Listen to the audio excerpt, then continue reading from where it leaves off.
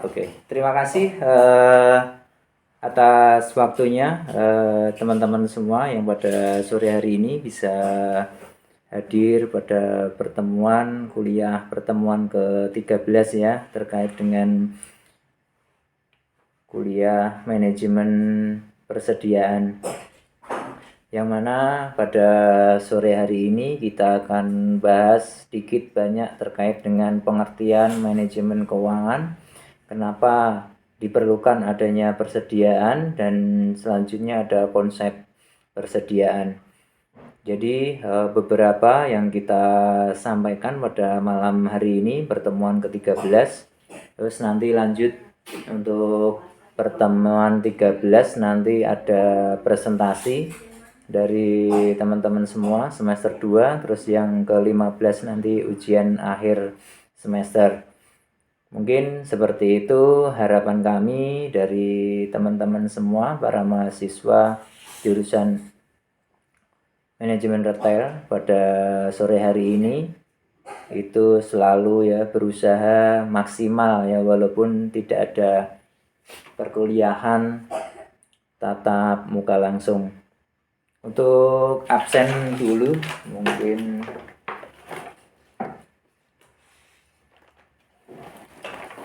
Oke, untuk absen dulu.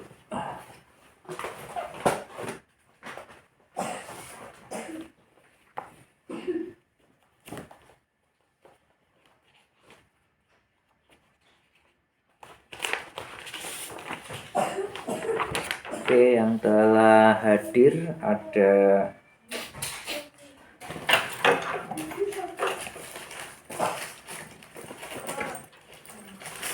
Radityo Bagus, Rizkul Mubarok, dan Nikmatul Jannah, Mas Trianto Maulana. Oke, baik, kita lanjutkan untuk pengertian dari manajemen persediaan ya, untuk pertemuan ke-13. Itu yang pertama terkait dengan pengertian manajemen persediaan ya, menurut Ikatan Akuntansi Indonesia 2018 dalam SAK EMKM nomor 9, yang dimaksud dengan persediaan adalah aset ya. Yang A, untuk dijual dalam kegiatan usaha normal. Yang B, dalam proses produksi untuk kemudian dijual. Dan C, dalam bentuk bahan atau perlengkapan untuk digunakan dalam proses produksi atau pemberian jasa. Untuk manajemen persediaan adalah suatu perencanaan dan pengendalian persediaan barang dalam rangka permintaan konsumen. Terus kenapa diperlukan adanya persediaan? Ya, untuk menyeimbangkan biaya pemesanan atau persiapan dan biaya penyimpanan.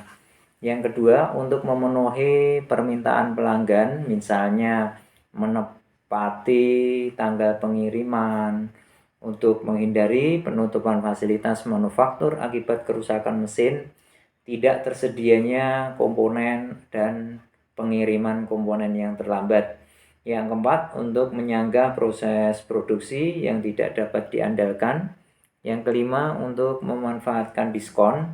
Dan yang keenam, untuk menghadapi kenaikan harga di masa yang akan datang. Ya, jadi untuk persediaan itu digunakan beberapa macam ya, yang intinya satu, untuk menyeimbangkan biaya. Kalau maksudnya dari penyeimbangan biaya di sini, itu ketika kita sudah ada pemesanan di tahun 2000, misalnya ini 2023, pemesanan di tahun 2024, kalau kita punya persediaan yang cukup, sehingga untuk kenaikan di tahun 2024 itu bisa sangat kita prediksi.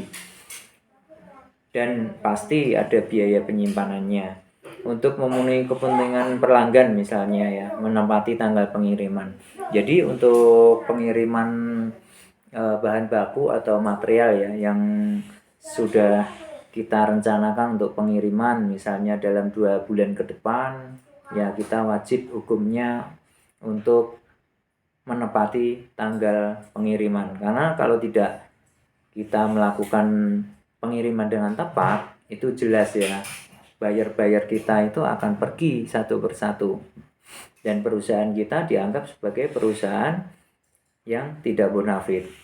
Ya, kalau untuk menghindari penutupan fasilitas manufaktur akibat kerusakan mesin, ya itu beberapa yang kendala atau yang kita lakukan ketika mesin kita di tahun ini mengalami problem beberapa hari, misalnya 2 hari, 3 hari, atau 4 hari, sehingga ketika kita sudah ada persediaan, ya itu masih dalam keadaan safety. Jadi ketika perusahaan mengalami problem di lapangan, misalnya kita ada mesin produksi A sampai B, mesin kita problem sehingga persediaan kita keluarkan. Kalau kita tidak mempunyai persediaan, pastinya ya perusahaan kita tidak bisa mengirimkan pesanan dari customer tersebut. Nah, ini juga mempengaruhi kinerja dari suatu perusahaan. Terus untuk menyangka proses produksi ya yang tidak dapat diandalkan ya, atau memanfaatkan diskon ya, beberapa misalnya ada bahan baku ketika ada diskon yang murah kita beli sebanyak-banyaknya, ketika sudah ada tidak diskon ya kita tidak usah beli barang dulu. Nah, ini biasanya digunakan pada perusahaan-perusahaan yang padat modal, sehingga mereka dengan kuat ya atau sigap sudah menghadapi pangsa pasar dengan naik turunnya bahan baku tersebut, sehingga dari proses penjualannya sendiri perusahaan tersebut sudah sangat stabil. Yang selanjutnya terkait dengan konsep dari persediaan sendiri, jika terjadi kekurangan besarnya bahan dasar yang tersedia dapat berakibat terhentinya proses produksi karena habisnya bahan untuk diproses. Ya, yang kedua, namun jika terlalu besar, persediaan bahan dasar dapat berakibat terlalu tingginya beban-beban biaya guna menyimpan dan membeli harga bahan tersebut selama penyimpanan di gudang. Ya, yang ketiga, sehingga diperlukan adanya pengawasan bahan baku dengan tujuan untuk berusaha penyediaan bahan dasar yang diperlukan untuk proses produksi, sehingga proses produksi dapat berjalan dengan lancar, tidak terjadi out of stock atau kehabisan bahan baku, dan dengan biaya yang minimal. Dalam konsep sediaan sendiri ada 3 yang tiga-tiganya itu jelas sangat bermanfaat untuk kita ya. Ketika kita berusaha ya, misalnya ada terjadinya kekurangan besarnya bahan dasar ya, maksud dalam hal ini kalau persediaan bahan dasarnya misalnya ada kendala di perusahaan penyuplai kita ya, itu ada kendala juga di mesin atau kendala pengiriman ya, sehingga proses produksi itu kita tidak tergantung padanya ya. Ketika perusahaan kita tidak ada persediaan atau stoknya habis atau stoknya nol, tidak ada, sehingga perusahaan ketika tidak terlambatan pengiriman, maka mesin-mesin kita akan berhenti beroperasi, karyawan-karyawan kita tidak ada pekerjaan ya, pastinya kita akan rugi besar ya dalam hal ini. Jadi ketika konsep dari persediaan ini tidak kita laksanakan dengan baik, itu banyak faktor yang akan mempengaruhi ketika kita memimpin perusahaan ya. Jadi sangat penting sekali untuk konsep persediaan ini ya. Mungkin untuk persediaan bahan dasar tadi yang berakibat terlalu tingginya beban-beban biaya guna penyimpan dan membeli harga bahan tersebut selama penyimpanan di gudang ya, maksudnya untuk biaya penyimpan ya, misalnya kita tidak beli atau menitipkan barangnya itu di perusahaan A ya. Kadang-kadang di perusahaan saya pun juga sama teman-teman semua. Jadi ketika barang kami sudah terbeli, terus mereka dengan alasan overstock di perusahaannya buyer kita, nah itu mereka menitipkan barang-barang yang sudah jadi, yang sudah dibayar itu di gudang kita, sehingga kita gudang menumpuk nih ya, padahal barangnya mereka. Begitu juga ketika kita mengalami hal yang sama ketika sudah beli material tapi materialnya belum dikirim akibat kita pengiriman di gudang kita penuh. Nah, itu juga sama. Jadi penyimpan untuk membeli harga bahan tersebut selama penyimpanan di gudang. Jadi biaya-biaya yang dikeluarkan untuk membeli harga ya. Jadi dalam hal ini itu penyimpanan di gudang yang memerlukan biaya atau persediaan bahan dasar dapat berakibat tingginya beban-beban biaya. Jadi misalnya perusahaan kami ini penuh nih sehingga mengganggu harus dikeluarkan nih. Nah, sehingga kalau tidak mengeluarkan ya mereka kita kenakan CES atau yang dinamakan dengan beban biaya-biaya yang digunakan untuk penyimpanan. Tetapi misalnya dalam 1 tahun kita tidak mengeluarkan, ternyata di tahun kedua barang tersebut kita keluarkan tetapi harganya pasti lebih tinggi. Ya, itu di pasaran ya. Semoga saja kita perhitungannya selalu tepat ya dalam hal ini, dalam konsep persediaan ini. Tapi kalau tidak tepat justru malah perusahaan kita itu bisa mengalami penurunan. Ya, baik itu penurunan nilai jualnya atau kerusakan-kerusakan yang diakibatkan dari penyimpanan di gudang. Terus yang ketiga, untuk perlukan pengawasan bahan baku ya. Dalam hal ini yang menyediakan bahan dasar yang diperlukan untuk proses produksi sehingga proses produksi dapat berjalan dengan lancar. Ya, maksudnya dalam hal ini kita bisa pastikan kawan-kawan ya, untuk persediaan bahan baku kita itu cukup enggak ini selama 1 bulan. Ya, atau selama 1 tahun sekalian nih bahan baku kita. Gudang kita kalau mampu menyimpan misalnya 100 ton ya, 100 ton atau 500 ton ya per bulannya ya, kita 3000 bal itu sekitar 3000 bal misalkan ya untuk perusahaan dalam 1 bulan. Kita harus minimal itu punya 5000 lebih nih ya, 5000 sampai 6000 2 bulan untuk persediaan bahan baku di gudang kita. Ya, ketika kita sudah mengalami kehabisan bahan baku, nah ini yang membahayakan nih. Apalagi ketika jenengan teman-teman bisa pahami ketika lebaran ya. Lebaran transportasi tidak bisa berjalan dengan lancar, pemerintah menerapkan jalan untuk truk itu tidak dilakukan, tidak boleh berjalan, sehingga kalau untuk stok kita kehabisan, maka ketika kita berangkat bekerja dalam masa libur lebaran ini kita tidak bisa berproduksi lagi. Ya, teman-teman yang sudah bekerja ya mereka macet nih karena tidak ada bahan baku. Nah, ini yang memastikan bahwasanya perusahaan dengan konsep sediaan yang baik, pastinya perusahaan tidak akan mengalami kerugian yang fatal. Ya, tetapi kalau perusahaan itu abe terhadap persediaan, ya kita tidak mampu nih dalam 1 bulan, misalkan 1 bulan 3000 tadi kita harus punya stok 6000, berarti 2 bulan ke depan kita sudah safety ya, aman ya, kerugian-kerugiannya ditimbulkan dari kehabisan bahan baku itu bisa diminimalkan. Terus yang selanjutnya untuk jenis-jenis persediaan sendiri itu menurut Keiso et al 2018 mengklasifikasikan persediaan menjadi 3 jenis. Ya, 3 jenis itu apa saja teman-teman? Ya, persediaan barang jadi atau finished good inventory adalah barang yang sudah selesai diproduksi dan bisa dijual secara langsung. Ya, kalau untuk persediaan barang jadi jelas ya, ketika kita di gudang perusahaan sudah siap dijual. Terus persediaan dalam proses atau work in process inventory merupakan bagian persediaan barang produksi yang telah masuk produksi tetapi belum selesai. Dan dalam hal ini itu kita bisa ketahui untuk yang B ini persediaan dalam proses. Ya, setiap bulan kita pasti melakukan nih di suatu perusahaan apapun ya.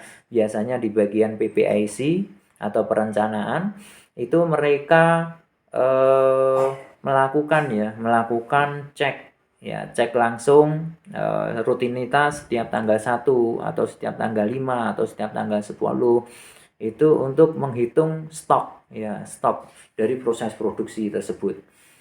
Ya, kebetulan dulu sering kami juga melakukan untuk perhitungan dari proses preparation terus proses sampai finishing itu kita cek satu persatu. Ya, semua item ya, jadi ada beberapa ada tekniknya teman-teman.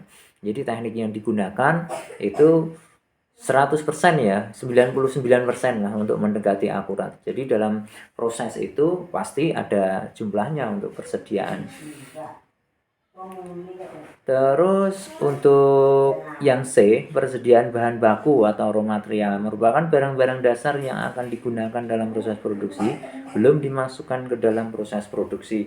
Kalau ini jelas ya, untuk proses bahan baku ini raw material itu ya stok kita yang ada di gudang sebelum kita proses. Ya, jadi pengiriman dari eh, teman-teman yang nyuplai kita, supplier kita, itu langsung kita taruh di gudang. Nah, itu menjadi persediaan bahan baku. Ya, ketika kita mempunyai duit, kita belikan bahan baku, kita simpan di gudang ya. Terus yang konsep economic order quantity atau EOQ, asumsi yang digunakan ya barang yang dipesan dan disimpan hanya satu macam. Yang kedua, kebutuhan atau permintaan barang adalah konstan dan diketahui. Yang ketiga, biaya pemesanan dan biaya-biaya penyimpanan adalah konstan dan diketahui. Ya, yang selanjutnya, barang yang dipesan segera dapat tersedia dan tidak ada pesanan tertunda diterima dalam satu bit. Ya, maksudnya dalam hal ini, barang yang dipesan segera dapat tersedia dan tidak ada pesanan tertunda. Maksudnya semua pesanan-pesanan yang ada, ya pesanan dari customer tadi, barang yang harus diselesaikan dalam waktu yang tepat. Ya, tepat sesuai dengan perencanaan. Ya, ini yang merencanakan kalau di perusahaan ya PPIC pastinya ya, yang melakukan perencanaan dikirim kepada produksi. Ya, produksi nanti membuat, setelah membuat nanti dikirim ke gudang. Ya, setelah gudang nanti ada marketing untuk melakukan penjualan. Ya, jadi semua ini sudah diarahkan tepat ya, tepat. Kalau tidak tepat, maka terjadi kerugian dalam hal ini. Baik itu kerugian secara finansial maupun kerugian terhadap waktu pengiriman tadi. Kita bisa diklaim nih sama buyer tadi kalau kita pengirimannya tidak tepat. Karena ketika kita tidak ada ketepatan dalam pengiriman, pastinya di perusahaan lain, misalnya di perusahaan kami ya, perusahaan benang, terus menjadi perusahaan kain, perusahaan mereka pun juga akan mati ya, tidak bisa berjalan karena keterlambatan dari material kita atau barang yang sudah jadi tadi. Terus untuk harga barang tetap dan tidak tergantung dari jumlah yang dipesan, tidak ada potongan kuantitas. Maksud dalam hal ini, harga barang tetap atau tidak tergantung, ya ini adalah kontrak jangka panjang teman-teman. Ya, misalnya kontrak kita 1 tahun, 2 tahun, 4 tahun, ya bahkan ada yang jangka panjang misalnya 5 tahun nih. Ya, perusahaan saya akan membuatkan misalnya produk, ya misalnya di garment saja kita pabrik sepatu itu ya. Misalnya pabrik sepatu, ya kita jangka panjang nih kirim ke Thailand sebanyak 1000 piece per bulan. Ya, kontrak kita kerja adalah selama 5 tahun.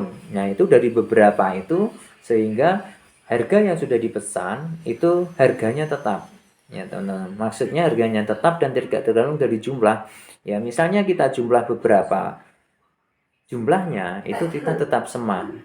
Ya, tidak ada kenaikan yang signifikan maksudnya, dan itu tidak diperkenankan teman-teman. Ketika kita sudah kontrak 3 bulan, 1 tahun, ya itu sesuai dengan harga kontrak. Walaupun raw material nanti naik, UMK naik, atau listrik naik, yang dipengaruhi beberapa hal, ada kenaikan, nah itu adalah menjadi resiko dari seorang perusahaan di produsennya sendiri. Jadi beberapa keuntungan ketika kita mempunyai kontrak panjang, ya kita untung nih bahwa perusahaan kita akan fight selama 3 tahun. Nah, tetapi resiko-resiko yang ditimbulkan setiap tahun UMK naik ya, upah minimum kabupaten kota atau provinsi itu setiap tahun juga naik, itu juga harus kita perhitungkan. Padahal harganya tidak bisa naik.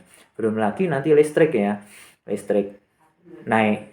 Terus ada transportasi ya, misalnya kenaikan harga BBM itu juga mempengaruhi dari kenaikan harga tersebut. Tetapi untuk harga jualnya karena kita sudah kontrak panjang itu tidak harganya tetap dan tidak tergantung jumlah ya. Mereka mau berapapun jumlahnya yang kita pesan kalau sudah dikontrak ya itu harus dijalankan dan harus disepakati.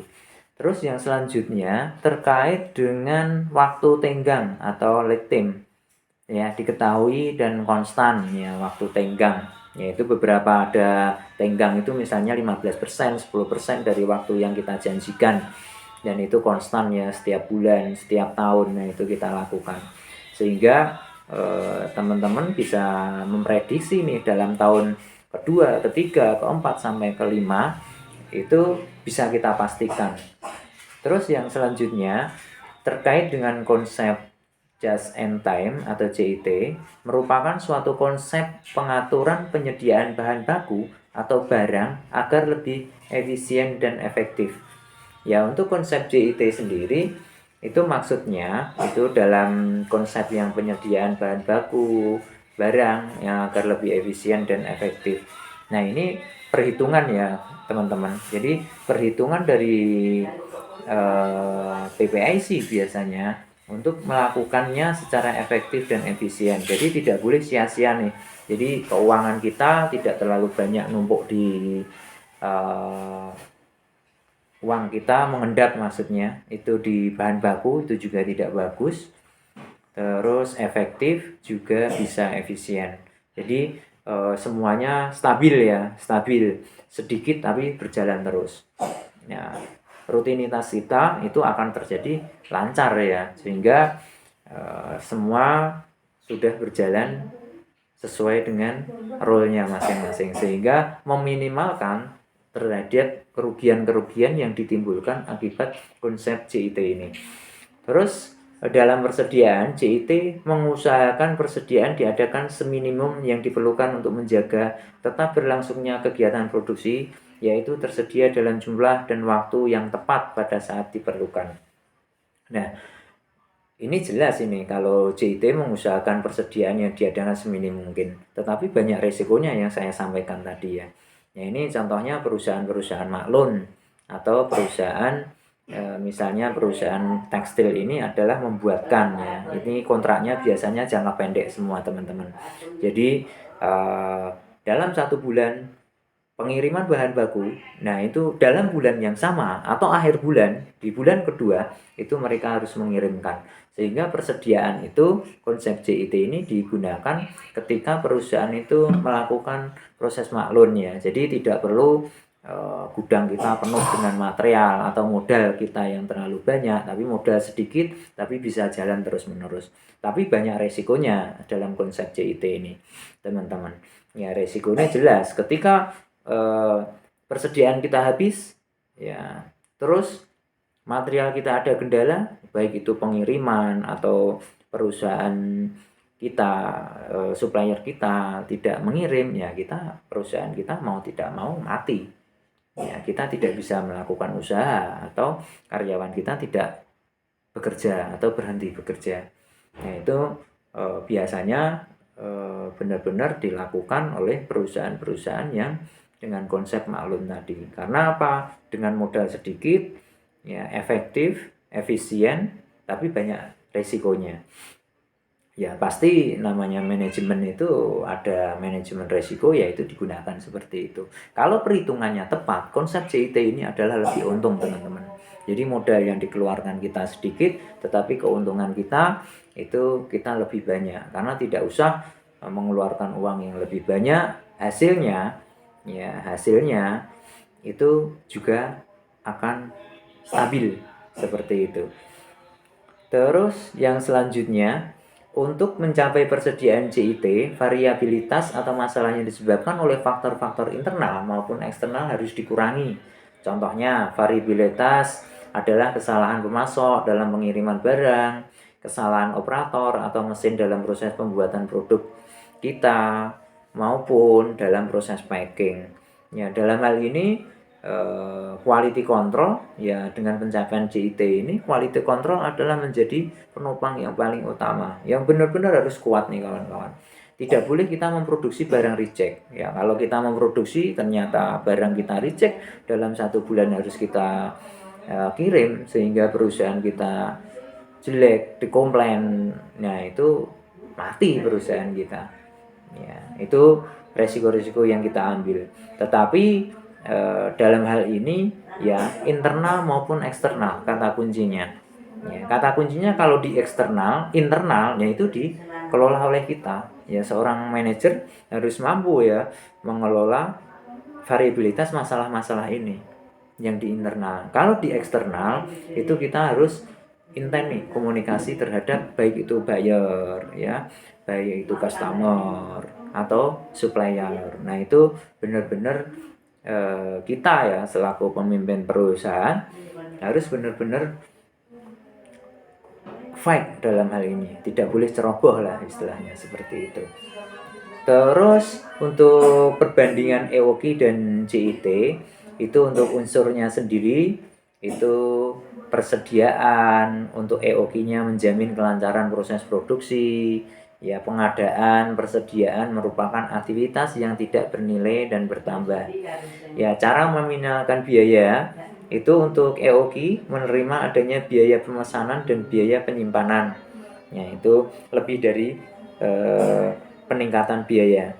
Terus JIT sendiri tidak menerima adanya biaya pemesanan dan biaya penyimpanan karena bahan bakunya pastinya sedikit dan efisien ya untuk JIT. Kalau ada pesanan ya pasti tidak berani karena tidak ada stok atau tidak ada bahan baku yang berlebih. Untuk aliran material ya pass and system ya, kalau JIT full and system. Terus tata letak ya di departemen dan sel pemanufakturan untuk JIT.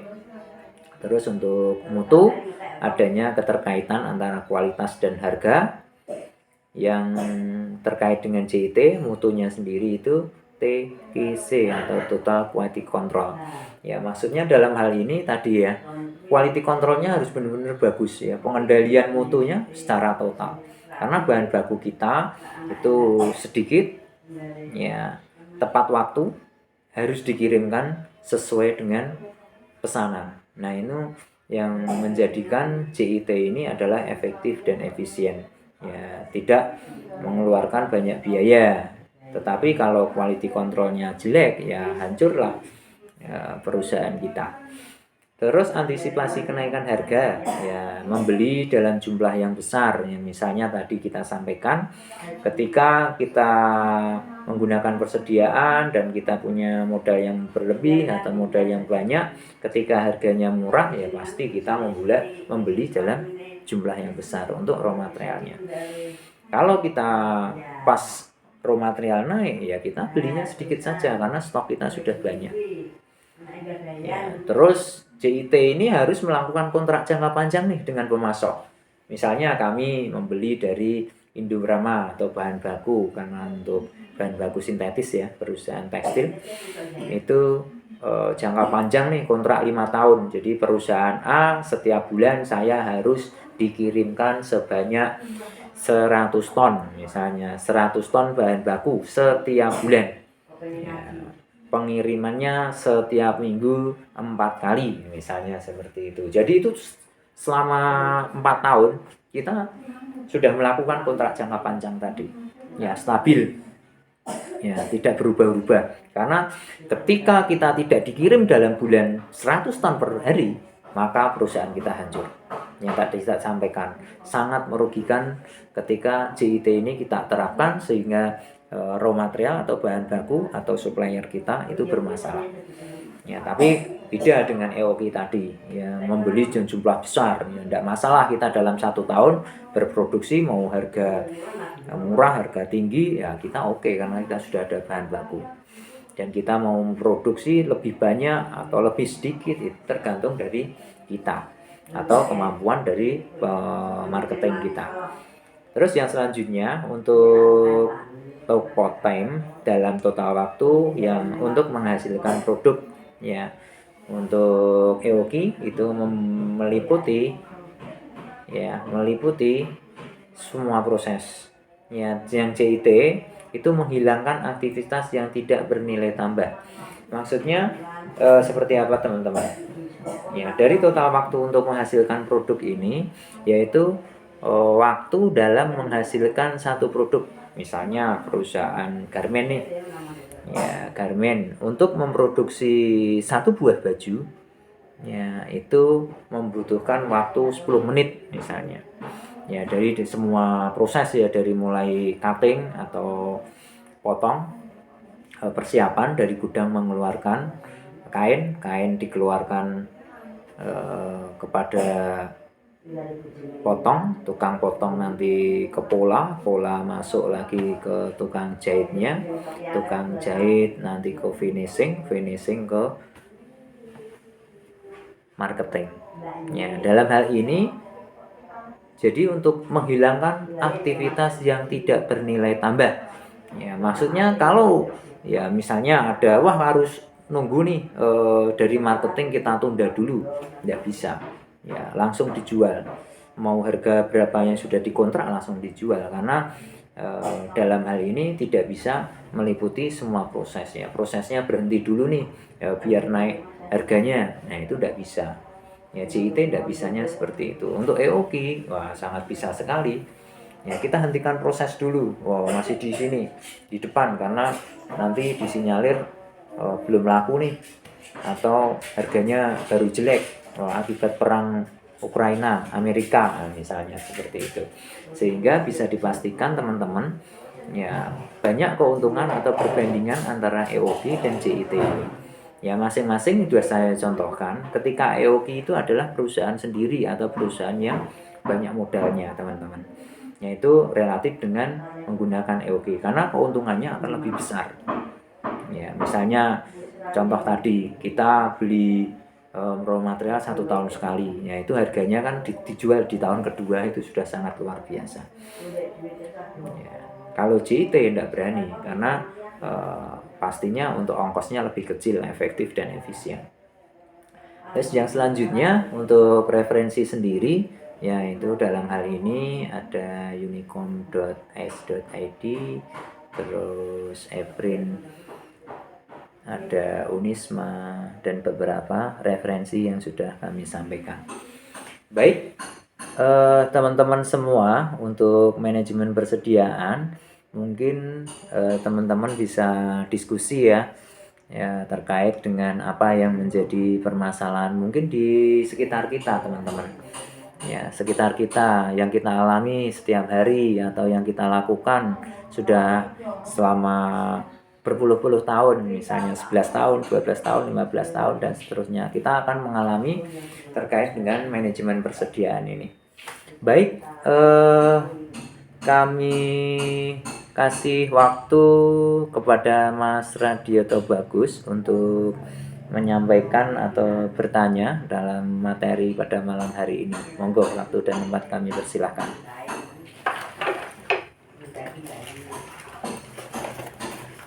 Ya, saya mau tanya,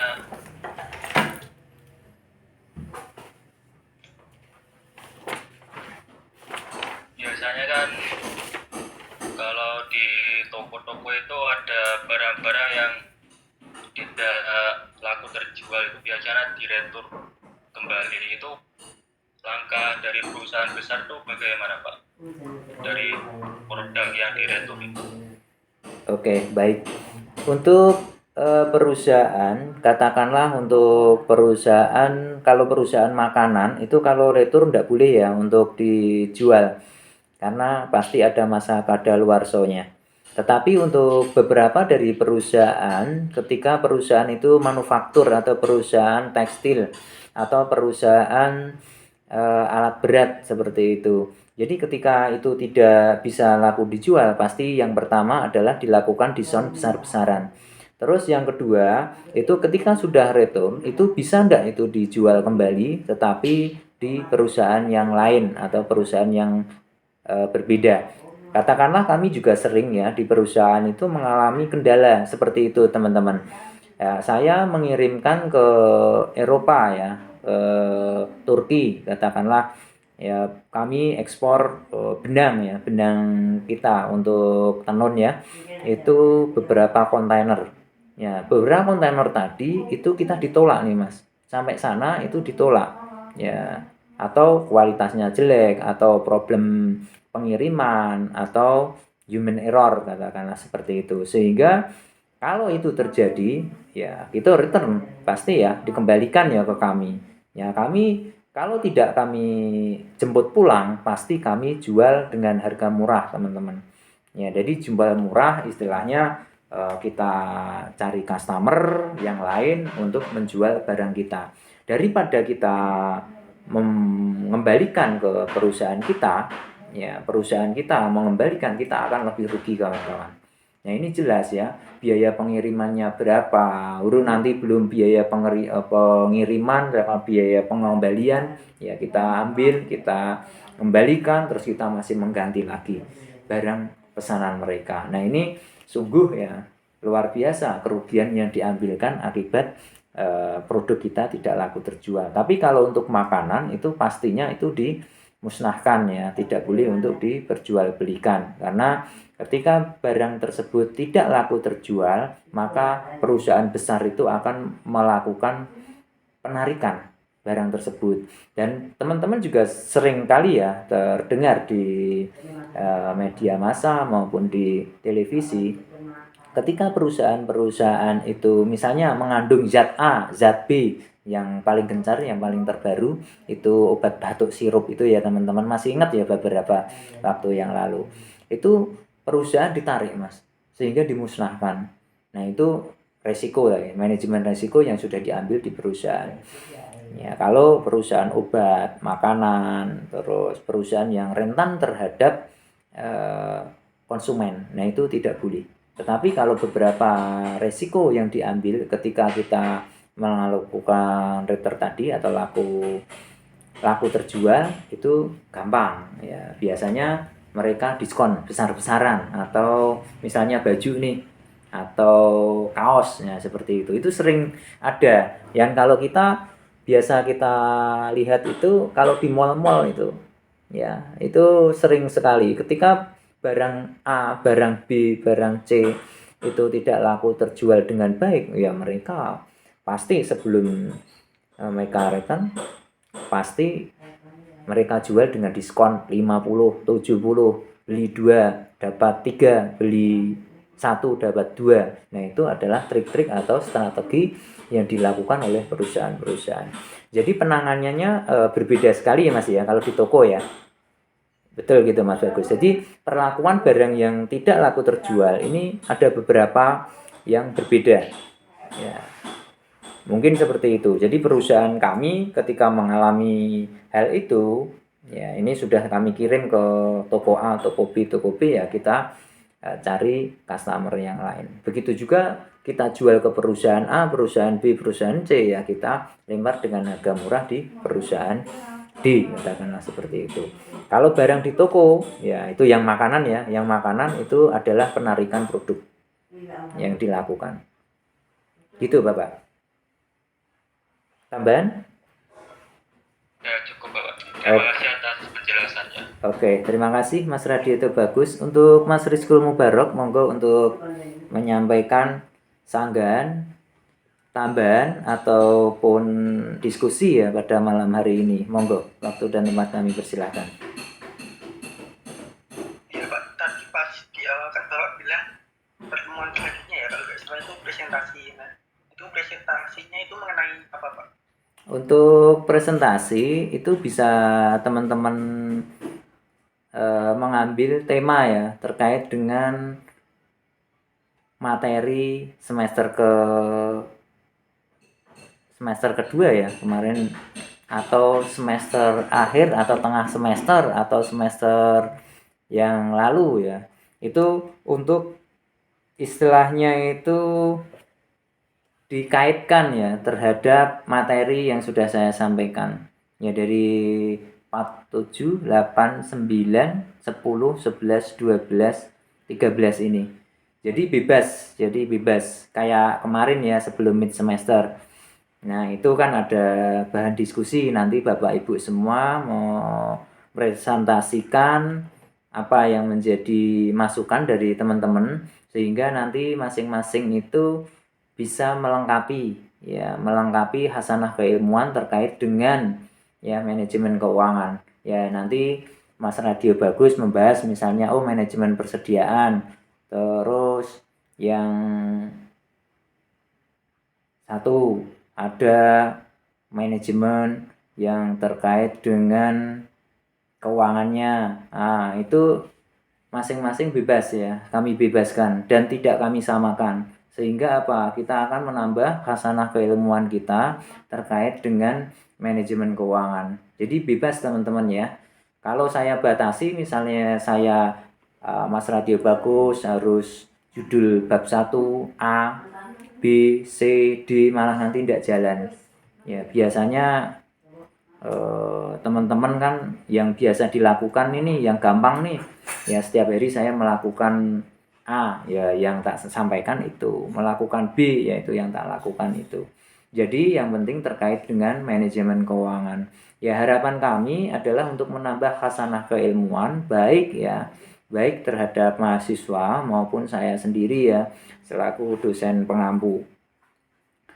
Sehingga nantinya ke depan di semester selanjutnya saya akan banyak referensi teman-teman mungkin saya pasti akan teringat Mas Radio itu Bagus pernah menyampaikan hal kayak gini, ternyata ketika kita terapkan di lapangan atau di perusahaan kami, nah itu cocok nih ternyata nih, itu sehingga Mas Rizkul Mubarok itu bisa membawakan bebas materi yang penting terkait dengan manajemen keuangan apa yang menjadi pertemuan pertama sampai pertemuan ke-13 ini. Begitu Mas Rizkul Mubarok. Baik Pak, terima kasih. Oke. Untuk Mbak Nikna Lujana, monggo. Dari saya belum ada Bapak. Oke. Kok beberapa hari ini kok enggak ada atau ngantuk atau gimana ini? Enggak Bapak, soalnya nyambi itu kerja. Oke, kurang konsen ya. Oke, enggak apa. Yang penting rajin hadir ya. Oke.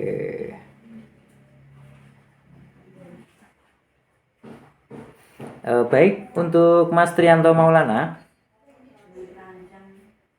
Baik Bapak, ada Pak dari saya Pak. Menyambung dari pertanyaan Mas Radio Bagus tadi Pak, terkait dengan returan barang itu Pak. Itu kan pengalaman kami di toko itu ketika retur ada beberapa sales yang memang ketika retur itu kita dibebankan PPN-nya gitu Pak. Kan ada PPN-nya 11%. Iya. Ketika kita retur itu PPN-nya itu dibebankan pada toko, akhirnya kan seperti kita menanggung kerugian dari retur itu kayak gitu Pak. Mungkin butuh tanggapannya tentang hal itu Pak. Terima kasih. Oke, terima kasih. Terkait dengan apa yang jenengan sampaikan, kalau itu perusahaan menyampaikan jadi tidak atau tidak ada perjanjian atau sudah ada perjanjian terkait dengan masalah return tadi, itu teman-teman harus paham nih sebenarnya nih. Jadi bisa enggak tidak dibebankan pajaknya kepada kita. Tapi kalau memang perusahaan itu membebankan pajaknya terhadap kita, nah itu juga kalau menurut saya, hemat saya, kita akan beralih kepada customer, suppliernya. Kepada suppliernya kita harus benar-benar pahami. Ketika saya mempunyai toko, sedangkan setiap bulan barang banyak yang tidak terjual atau yang akan kita kembalikan, sehingga kalaupun perusahaan itu melakukan atau penalti menurut saya penalti terhadap pajak, itu kita akan mempunyai kerugian yang besar loh teman-teman, 11% misalnya 1 juta sudah 110.000, padahal barangnya tidak laku, kita tidak bisa menjual barang mereka, kita harus membayar 110. Itu baru satu item. Ya, kalau barang itu ratusan item atau ribuan item, ya bangkrutlah perusahaan kita, Mas Trianto Maulana. Jadi teman-teman harus berani bersuara nih di depan ketika sudah melakukan kontrak ya, kontrak terhadap supplier tersebut. Ya, pastikan di depan kita perjanjian. Apakah pajaknya itu kita bayar 50-50 atau tidak kita bayar atau dibayarkan oleh mereka. Ya, ini biasanya mereka bisa ya biasanya penawaran di depan ya teman-teman ya. Ya, ketika mereka melakukan penawaran, ketika ada penalti biasanya harganya murah. Ya, karena di situ tidak dibarengi ya manajemen tadi ya, manajemen resiko tadi tidak ditambahi oleh PPN. Ya, kalau perusahaannya mahal, pasti PPN-nya sudah ditambahkan nih, biaya A, B, C, dan D itu biasanya lebih mahal ya suppliernya. Ya, sehingga ketika ada pengembalian, ya itu tidak ada masalah. Ya, tinggal mengganti barang yang baru. Ya, kalau di toko-toko obat itu biasanya atau apotek-apotek kan seperti itu, teman-teman. Ya, jadi ketika ada pengembalian ya kita tukar. Jadi tidak ada biaya tambahan di 11%. Strateginya, ya kata kuncinya, teman-teman harus istilahnya harus tegas di depan tadi ya perjanjian. Ya, perjanjian kerja bersamanya atau PKB-nya atau MOU-nya ini harus benar-benar strateginya harus dikuatkan, teman-teman. Ya, jangan sampai kita selaku pemilik usaha itu salah mengambil langkah. Ya, ketika kita mengambil langkah kok dibebankan kita kalah nih. Kalau secara perdata ya kita lakukan di persidangan pun ya pastinya hanya apa ya muter-muter, tidak ada titik temu dan istilahnya yen wong Jawa ya otok-otokan. Ya. Kalau kita perjanjiannya jelas, MOU-nya jelas, nah itu kita bisa pastikan ya. Kalau barangmu nanti di pasal A ya misalnya MOU atau perjanjian kerja bersama tanggal sekian bulan sekian kedua belah pihak ditandatangani ya, pihak pertama pihak kedua melakukan hubungan kerjasama ya jual beli atau jual beli dengan sistem kredit atau dengan sistem pengembalian ya, seperti itu jelas ya, sebagai pihak pertama, pihak kedua, pihak ketiga itu dimasukkan dalam klausul MOU atau perjanjian kerja bersama. Kalau Bapak Trianto Maulana mempunyai toko, sudah mempunyai selembar kertas MOU yang baik, ya pastinya tidak akan terjadi hal itu. Ini strategi itu biasa digunakan oleh perusahaan-perusahaan ya, apalagi perusahaan yang besar ya, itu pasti mencatatkan MOU atau perjanjian itu di notaris. Jadi kedua belah pihak terkait dengan pembayaran ya, pengembalian barang ya, terus terkait dengan diskon maupun pajak tadi PPN yang disepakati. Mungkin itu Mas Trianto Maulana. Mungkin ada yang perlu jenengan sampaikan, itu kejadian-kejadian yang di luar ya, di luar kemampuan kita atau di kemampuan di toko tadi, menurut jenengan ada seperti apa? Memang Pak, mungkin dari awal sih Pak, mungkin ada komunikasi yang kurang jelas antara toko dengan supplier sehingga terjadi hal demikian gitu Pak. Itu kan pemberitahuannya sangat mendadak ketika kita akan retur, itu kok dibebankan dengan pajak itu, kami kan juga kaget gitu Pak. Itu mungkin dari toko kami mensiasati agar tidak rugi ketika mengembalikan, kita istilahnya tukar guling gitu Pak. Iya. Tukar barang. Nah, tukar barang itu kan kita mendapatkan barang lagi dan kita tidak perlu membayar pajak 11%-nya itu. Mungkin dari toko kami mensiasati dan dengan cara itu.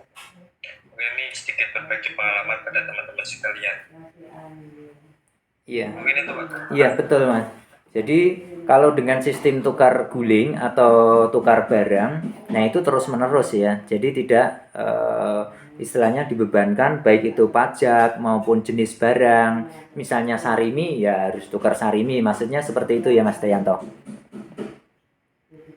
Iya Pak, biasanya kan ketika ada toko-toko minimarket itu kadang ada yang dipotong dengan nanti tagihannya berkurang ya itu Pak. Itu toko kami tidak seperti itu, kami mensiasati antara tukar guling saja gitu. Oke, terima kasih Mas Trianto Maulana masukannya. Ya mungkin bisa diterapkan oleh teman-teman ya yang kebetulan di manajemen retail. Jadi sehingga kita bisa antisipasi minimnya ya yang mengakibatkan kerugian. Ya ini juga kebetulan ke depan pastinya kalau kita masih bekerja. Tetapi kalau kita mempunyai sendiri, nah itu contoh ya. Jadi yang pertama dilakukan itu MOU tadi, perjanjian, terus ada nih tambahan masukan dari Mas Trianto Maulana tadi, bagus sekali ya. Sehingga barang ditukar barang. Jadi tidak mau tahu barang yang saya keluarkan atau barang yang sudah saya beli, kalau ada pengembalian ya harus kita tukar.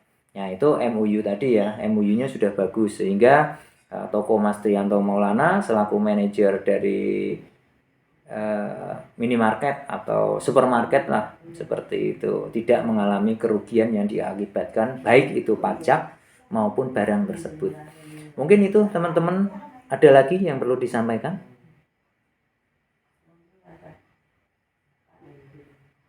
Cukup ya? Cukup Pak. Oke, baik. Terima kasih atas waktunya dari Bapak Ibu yang kami hormati. Pertemuan ke-13 itu sudah saya sampaikan. Terus nanti untuk pertemuan ke-14 nanti kita share di grup ya. Tugasnya ya minimal membuat bahan presentasi terkait dengan manajemen keuangan. Nanti masing-masing itu akan presentasi. Terus nanti pertemuan ke-14 kita sudah ujian akhir semester.